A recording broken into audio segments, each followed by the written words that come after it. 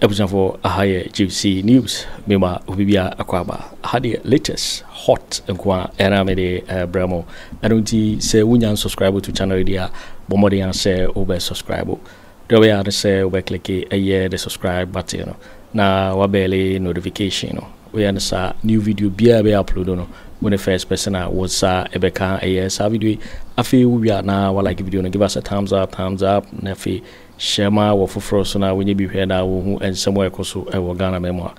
afi yembura ye ensemo abeto yepno so eti ye sa report ya ba betu ja sankomo imume enti ye wa manyokuo mienu a omwadi ye democracy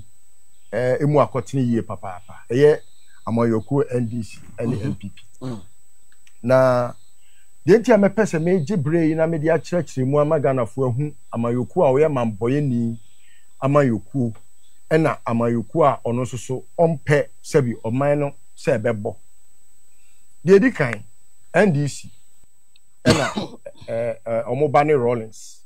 ena Rollins agitum se yenye constitution a 1992 constitution a ebema ye free eye soja aban mu di aba eye kabimamenka biimu nti eho no NDC aban ask 1 point ama enemeni umienu yetimi tena fidie so e kan ya adwen wa bra soja ni anta atayen sebi impo democracy mu no yenya aban a na ye me ame ofakofo nyansani na aban yeah metimi ama instances bebrebe a president Kufo na mu aban no sami nka kura nkwa akira chachu kura mpodie no eye sanna ho a egu yanimu ase se oman se obi se meye GMPC boss me de sika ye de ama me se me fa nkwo hwehwe oil no me hu se oil no ne hwehwe no ebi a ebehia bre kakra na emo sika no me mane na ho se me de kwa akodo afuo na manya so mfa so na ebi kura sika na bo ho nta no ye de pagya ne kogina court enioma esi wo court no me mpese me kai Ghana for yawo isan say owura chachu me sure say that bia obekai no is an indelible mark in his brain there bia no onya a certain shock bi enti no say me ti say MPP ni bi ti ba bi no ka democracy no asema na me sere because there is nothing patriotic about the party MPP okay omu constitution omunya democratic omunya patriotic. It is asem ya okay answer na me beka say no. Yeah. A certain form of adrenaline be say look at who is talking. Samioku. Look at who is talking. Who MPP ni who ba beka say Ghana for say democracy. What? You know understand ya me. Mu refi say Kufuor wudi ni na na mampani ana. Yeah. Mu refi. Okoye nche. Mu refi say Kufuor na ono no try Ghana for say ono na oye say bika kan kabi. Una better Ghana for democracy. Una better Ghana for rule of law. Samia Oku. No, I mean, you must grow up. Onya kwala biem. Samia Oku nya kwala biem. Intimi friend is akwala. Because anya bia wo yire wo mma. I was so man adwene ye adwuma. Una better Ghana for democracy. Na Kufuor do wo say Kufuor do hu abetter Ghana for democracy. Obi o timi kum nipa nwotwe edi tumi yeah Rollins crowd e o kaka say Rollins akobo ya maame mu we ya e de soja ba de say do as I say soja de ono o si omo free bibi do before complain soja ni de o ka say da no wada sorry anu wa sorry na democracy mu wakum nipa e de abegi tumi e de aba be bomb man Ghana e na ye pa ye ho ye hu yasnim who Babe no ati Ghana for who wa better lecture e be tell democracy ase wo Ghana ha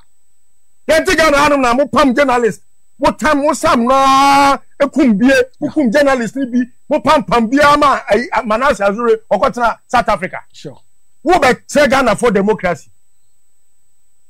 amonu mutimi fa emrase mu botom eni yabo a etimi ka tell Ghana for say Kufuor do e na ye mampani onya abasen ya yenim. Yeah. Where your democracy? Demo pocket. Would dear them, would dear, the former Chief Justice, or could $5 million. That bring near who baby, she cannot defy. Where your democracy? What are you talking about? Who is talking? Samia wuku. Una be take Ghana for democracy. Ma men Kenya safo asem na men fa sabi na asem ntonche. Eti. So we esese ya e wo man we mu a. Bibi bia ye bia no. Ye de oman ne mra, amemwo mra kakraka no okunwini no. Eye 1992 constitution no. Ene ye de bo ho ban. Now ede na esie. Okay. Eti wo yanka bi nhemu. Ana nipa miensa atro krata. De akoma mampani. Obi ade ne de yakọ separately. Ebi krampo ma te se enye nipa ba akọ de omo ka omo hu bom na omo chọchọye. Na petition ma akọ miensa. Me kan no na me twen se do mahama oba ye nkyere nti. Me petition ewo ho. A me fan koye. Na me kura se na menim se omo gi petition saka me nkrofo e saka ye de koye. Wo tirimpo boni an ko be hyase aboda ru se wo petition ya. Wo petition fabra ya. But we mu de omo di mirika tente e na omo de koye. Na omo koye no omampani ni tumi ekura ni nyina wo constitution ni se so obi petition against a chief justice. De obetimi aye bia sabi e wo mramu ni se nye se wa do wakaka ben se ai se your friend is saying your petition to me so margin ye there be se fama eye council of state. Na council of state no omo hwehwem ni enhu de broni friend no prime facie case a e kire se e wonyina so bia ensemo a enkofo no e de aba no in the form of petition no ye betimi e de ama abadwakuo ama o mahwehwem. Eti omampani bo a kire ma council of state. Council of state no nansi e ne ekoto omo so aba. Region bia de ne de eba. Ne wi a no omampani so ayi kakra yeden aka ho. Kakra obeyie no. Oyie no mpo me tirimu no okofa maame eye Sofoyakufu beka ho. Wabra me so krampo no senke ye mi anka bia madwen se maame Sofoyakufu de oye MPP ni. Oyakufu ado enua ba. Yeah. Wasa ye adwuma woni chambers. Ekufu ado asa appointing na man be chief justice. Ama na call retirement. Enti no enka ye mu bi kura de ne ya adwen ye se maame Sofia de. Enka o ma Don Mahama amemu. Okay. There's also Don Mahama said there be a Ghana mine na mi bu onya NDC mine. Enti obi bia me feel say owo nimdi a obetimi di asom ne mine no me hia no e na okofa no bai. Council of State pani no why speaker of parliament da janye bia no apart from so oye lawyer ni no osa yemra se bedwani a watwamu enti no onimade e friend mra ana nipa aduasa baako omukọ tena ase eye nhyehyeye per what I understand no they say out of 31 no nipa 30 aduasa ana aka che omampani se asem a wode bedan ye se ye hwehwem se ye betimi anyanyina so bi e de abo asem na chiama abadwakuo ama omado asem ni mu asukọ ama yehu se ho ntansa betimi abo maame no nipa aduasa se maame no ho ntansa betimi abo no. Wow. Enti yen kwa hwehwem enya sa dia enka omoto aba na bi kura paye ana se nipa no nyina se o mampani petition ya wode ba ye ya hwehwem a ye nya asem bia bababo wom enu nti no asem ya bo akire se ne petitioners ne de ba ya akurapo a ye no mu asukọ kura ye hu se asem papa bia ni mu ana se ni nyina so bia no asem no o mampani petition no gina utumi so na botugu. Yeah. We dey ni paduasa na ye ka council of state nsuso a e san say ye odi o twasa onim se na chiachia nti ana empanifo say ofutufo hu hia ohene ohene bia hia futufo enti se wudi Ghana panyi a wo be hia abadwafuo a omo ye wafutufo na wanka se me na da bia wo de wo nko a wo kokko ene watutura asam ni wutumi aye bibi enti sa nipa abadwakuo no omna ombetu omampanifo omne from Brofo Council of State. Enti omutu mampanifo no ana omutu omampanifo se omampani John Dramani Mahama o petition na wo bo akire ma ye no ya do mu asukọ kakra ye ni nimdie pi ewo saa nioma ne ho nanso so no ye wo futufu e de ye betu fo se ma abedwakuo ehwehwem na ye nomu asuko na ehon tansa no se ebubo na anaso wo nchechemu a wo mekyerekere se ebubo ne nsoso a na se otemu ani de onim se asem bubo wa ehon asotwe ne de ayede ne de ama because there be a otwe nkofo aso ukodu nanim na aka my lord a obetwe waso e na odede saa na agya omubo achi ti awiei menka bi nhyemu ana mekofa me fun ya me hu se omampani se maame Gertrude Araba Isaba Tokonu a eye owura Abraham Kofi saa Saki eba Tokonu yebesrew asemi esan se wo timu a ebetimi asai ensem no ehwehwemu ne sabi Ghana adwuma no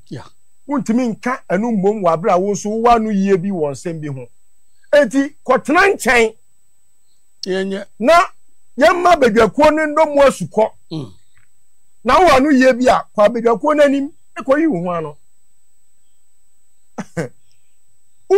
MPP ni uti wa wo wati kwa pai me hu se MPP ni bi kura chese ade we kura no o ka ho asema ahu na me hu de menye mo yatimi ni motena Ghana ha awudi fo man boyefo yatimi ni motena Ghana ha bu ko fo nyuma kum gafo diga anese bi nkwa ya drama no sini monya bi isa no mo ka democracy ho asem Ghana ha e de na efeche we Saloto say ono ye electoral commission for penny mo ni na die ni pako to petition kura be pem na yenim sure copy of the petition no na wo say ye hu dede eno kwanpo no ekwan ya mo fa so mo se procurement breaches ni nyoma amudi pam no kura be pem na yenim ade kro na sabi ede na kote bayira hu mamu a ama bayira mo enti no Mame Araba Isaba Saki Tokonu yese onko tena nchen ni ehwehwe ni nsem no now ensem ben ma memfa we emfantudwa me ba ho de yete na eye true so eye confirmed de yete say Tamale Teaching Hospital CEO ya pamono maneko now the reason why ama ya pamono no and say patient be ewu ho because ventilator yeah what say anka etumi e provide no with enough ventilation many to me transfer eteno I say wanka honorable kwabere minta kando eko ho say wo na wakwa what is so be ewu ho no because of ventilator no okoye kokopie mu okoye koduru ya hospital staff ni bi kra nyi honorable ankobebo no ade say ade no honorable akase omugu ho no munya adwuma yi na ordinary ventilator asay ya yem amane enu nti honorable ankase yi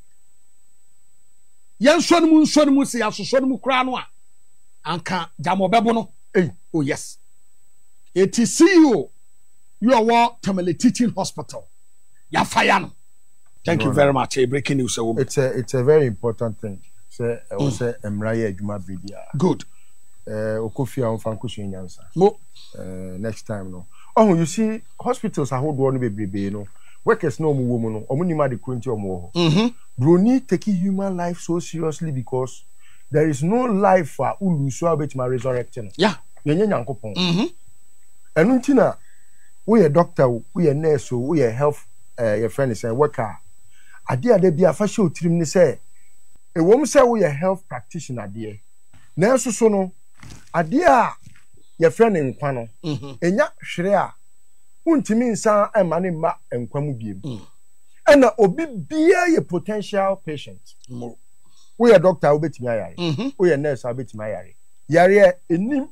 ena ana eja enim aba oba ana bema enim doctor doctor na nurse enya se wo ye medical doctor nti wuntimi nyare no anu nti na ehu hia se abribia no let us create systems a ebeboa ye nyina na etina bi wo ye doctor na ebi american waba enkran wo tamalewu wo wa wo he na waba nkran waba kumase waba baabi na wo yare a ebi anya wo facility na ebehwe wo enti yem wompa yema sabi ya ye ho ne entu ye ho fo se once a ye de bibi besi wa ye se e ya asoe a ye de hwe apomden ne yare hwe no obi bia nyere ne ho wo ye nurse ayere ho yi wakomam because e kire bi wo yare a nurse fofo na ebehwe wo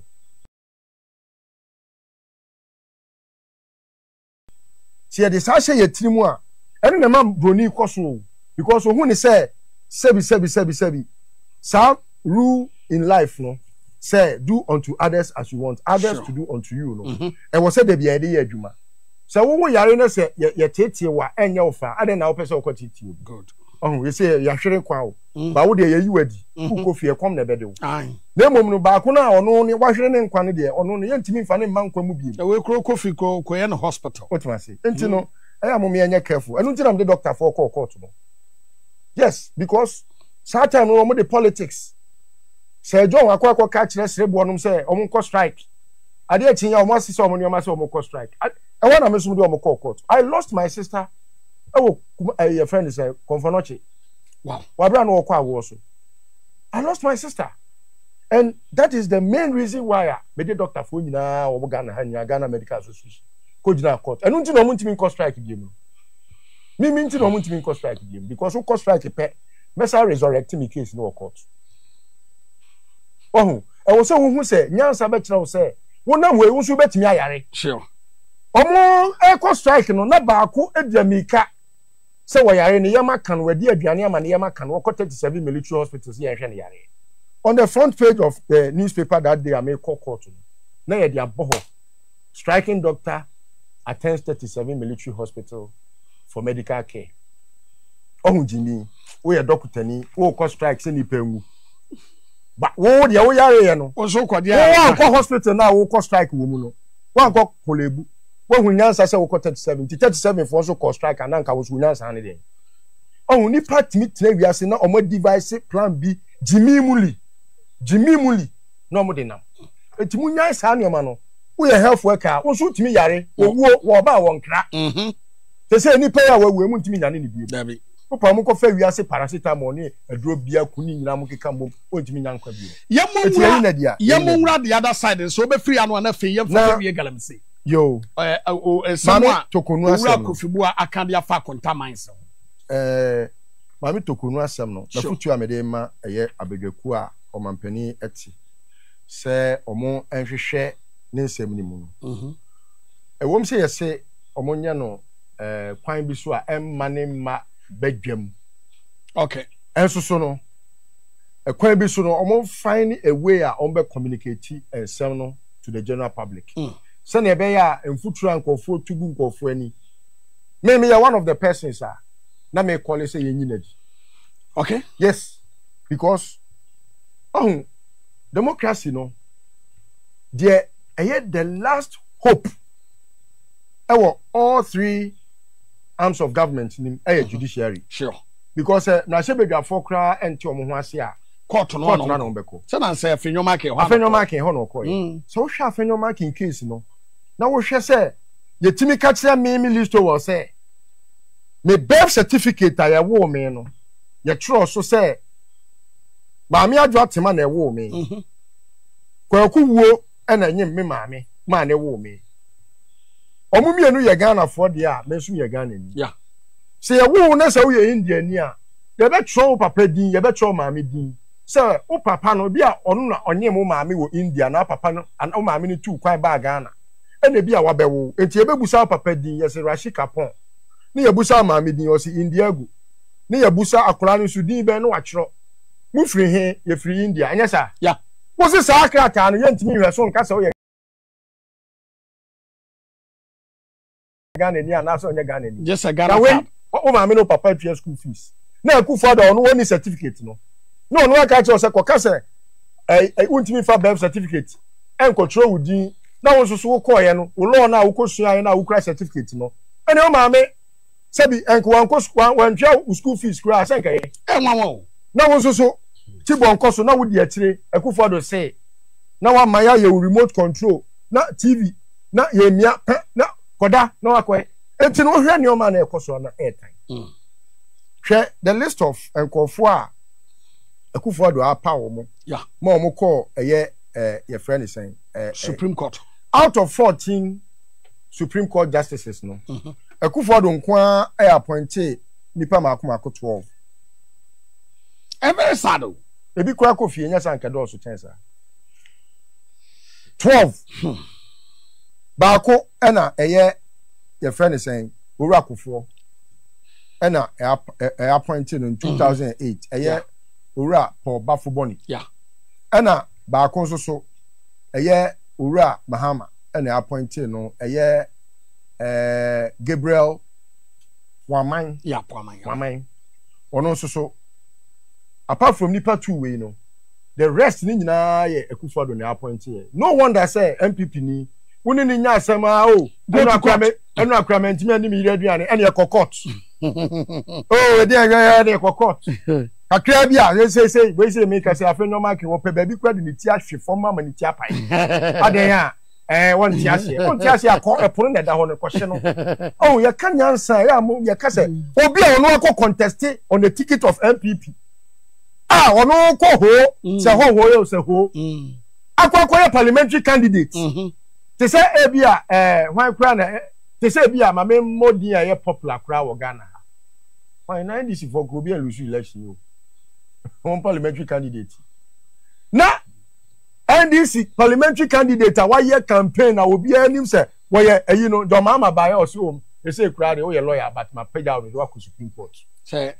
say ko buaten Kachi obi anim no lawyer Dawudu ye fe no Adawudu also contested but don't say premise no contested premise eno lusu na say Kojoga Adawudu na Don Mahama say man is Supreme Court na the next time I saw me the why chief guy wait what must say na ye titi radio so ni TV so na me tise mi nua obi wo kam na ya say democracy obi mutete Ghana I am person wodi kwan na se obi anim nyansa o se phone ye kura yen no ama nkwala kura na kan no muntimi kan graphic no se o mo kan ni o ma wo phone so na se ekwa anim nyansa champion for bebe na se obi ni ho no wo se wodi nsempa na hinta nyansa phone o ja se nkokwa no listo ati no be kase say democracy etunti Ghana na Akufo do say democracy listo wodi na kan na me kasa de ba ko a se fem ne se wo se obi ti ho a wo se yes democracy yes because omahini say emra no essay yenye ne say na yeye ne sa no omo say democracy one be say sorry yes akwa the same place yes and omo liki omo information yes omo no mo kofie ene NDC fo no to nsadidi sa wo mahini kwabra sante no onam ho MPP ni mapa bado be kono no oti NDC ni kam okwa NDC fo fie no akoyi ka atwi yati kuroma yati yehu yenim de ekoso na continue say NDC de mo de munim yama ne broso edu abonten sofo a ena mu se nsantwerefo kuku dam wo kurom kwabna sante onim de yazo say o man na de ba enkra oh yes ya obere den o man na de ba ye na sabi obi kan ukoyi wosuro agu yasawa akoshim enso so ohun nipa boni ete say yefon boni onim se masa what must say ana enye se tentina be ye NDC ni ana be ye obi o dwene o man ne ho mo enye se ye John Mahama nti wose wano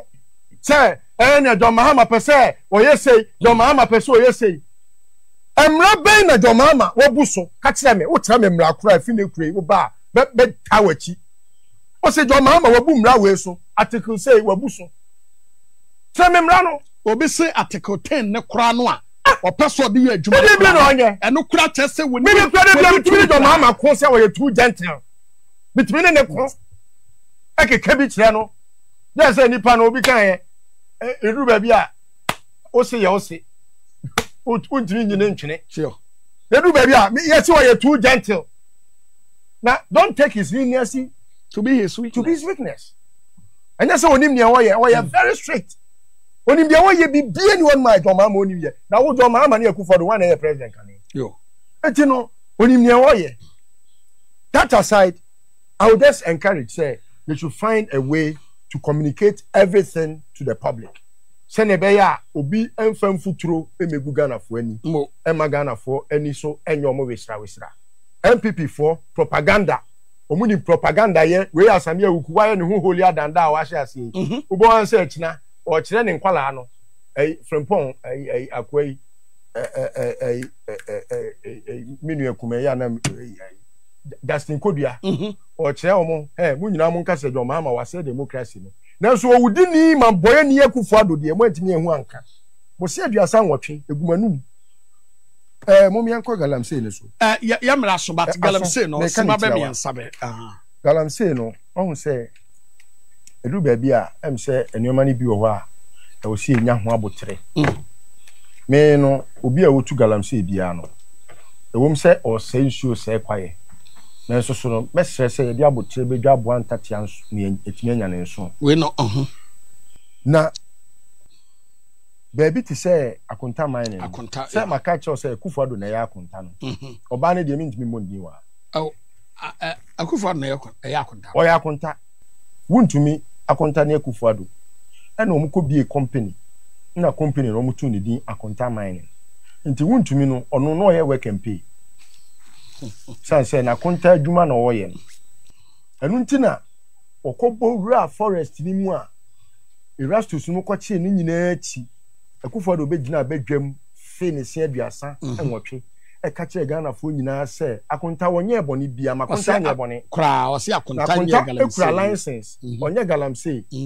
adwuma akunta ye no nwura ni mu no eye kwaye ni mu no obi bia hu se akunta ye mamboyeni Akufo Addo anso ha o wie ye no ana o sa akọ na se bedwam se afenyo ma ken ne eye opani ya no wo swami ya o amobra o munya mra efanta akunta achi se akunta ubetimi aye adwuma wo kwayem no mo ye mra time mra futa sade ta akunta achi because na kunta no wo ye adwuma ba fie eno okeka ni nsem nyina sem hunu no tutu bi mane yen se ye kura ye ka no yenim nyansa na no si ya na ne kuro mo hene eye amoatia esa be ka che se ye kura ye kasa na ye mmaifo ma ya na mse me de ma me baifo a me papa pasa se be ye no de bom ho ban na unim minister ade a wa ye no because me hwe documentary no me hu de ye na ni show san osa yes so wo hwe kwa ya wuntumi Benghazi no mo asɛ no na wo hwɛ yɛsɛ plot bia no wo hia bɛ sɛ $40,000 ansa na watimi ayɛ reclamation $40,000 afforestation reforestation $40,000 hey the green vegetation on my son no see a quantifier that is how much I will make here to get it back. MPP ni hu nyansa nka nkyere tema wuntumi say opania de na wagimi say sakira firi ugimi ni ho onhu nyansa obi say ade a ye nyina yetimi nyam from papa hu mi firi mu yetimi nya nsu papa nom ene ensuo ho akwatwe ama ye de chemicals ena ye crap dodo e de say e de for ensuo no say na ebe ya ani beti chemicals e de ema ensuo ani te krogen no say kan ne ye de cap ba ko na gumu a ene ye de cap nwotwe du no musa ensuo na wo hwa wa no wo body mu de na beba ene yade ahodo na abuo yetimi wu akwala na ne nsam yenu ni ho all because sabi me pemi ho anya who we so as a gold the aba be good table so as a kase say we kura wo gold chain wo bia what your sentiment say we crop ya body amamuso no was aka mi wo gold chain wo bia who we also so wo kingdom anya hwe emfankwe me dey mesre say Minister for Lands and Natural Resources ora amaboa penifo se di jawa na e dia so hwe enkonfo yi a omo ne nam ho a omo ye mrento asem ni we no ade a wo yi kire yen Sankalisto wo na ye ya Sankalisto wo konti ho ya enti se mo ye na mo nche no no ne nam ho no ye akaka bensam na ekọ ye yi a na ma a certain wrong perception because one when they be omugu prison what ma say so wo hwe nkofo akufo do tie omukọ gu mu se omakoye galamsey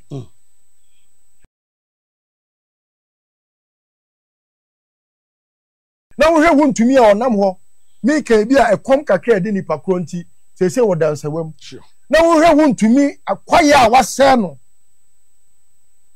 hwe de omune Professor Frimpong Boatin ye say ni monyam ni we ebi ni mi fie afa na me bom pa ese na mbesre me na mbesre nya me so obeboa me ebi ni akufo do fie Professor he first Ghanaian na wonu timi ye surgeon e wa akumam Africa ni o na watimi ama papa yi tese oka bia mu ntie o kyerem se chemicals yi ebe haya adwen o ebe se nipo ebe kunyen o ebe hye ase o ni nyina mu ntie papa no wase kwaye mu ba be fia ba mu hwe license ahodo mo sa ye na nse ya o mo sori ai galamsey no